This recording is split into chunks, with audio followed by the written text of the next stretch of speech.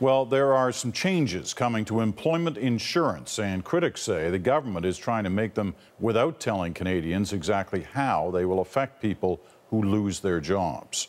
Laurie Graham has that story tonight. How will they affect people? Will it mean you have to do a job? Finance Minister Jim Flaherty wasn't eager to talk as he walked past cameras. Work is a good thing.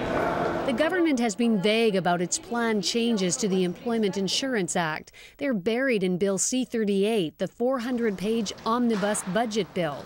The government proposes to remove the clauses that protect unemployed Canadians from being forced to take lower-paying jobs or jobs outside their field. And it wants to give Cabinet the power to decide what is a suitable job and what are reasonable efforts to find one. There is no bad job. The only bad job is not having a job. And so I drove a taxi.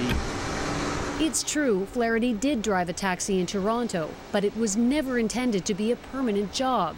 It was part-time while he put himself through law school. Does the Prime Minister actually agree that our teachers and our nurses should be taking jobs driving taxis rather than being given a chance to look for work in their own field? We anticipate that labour shortage is going to be a serious concern in the Canadian economy in the years to come. Is it the pleasure of the House to adopt the motion? Yes. But the opposition says it's concerned now.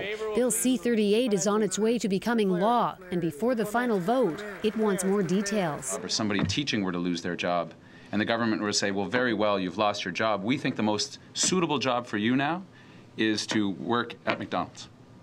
And if you turn this down, the employment insurance that you've paid into, that Canadians have paid into, is no longer accessible to you. People are understandably concerned that they're going to be forced to move, that they're going to be asked to take jobs that have nothing to do with their skill level. Matthew Mendelson was one of a number of experts the government consulted about the EI changes. If the government is moving forward to do this, it has to do it very carefully and with great sensitivity, because there are a variety of people in a variety of circumstances who have quite legitimate reasons for not taking a particular job. Peter, the government says people will not be forced to move or to take a job beneath their skills, but it does want to make EI less attractive to unemployed Canadians.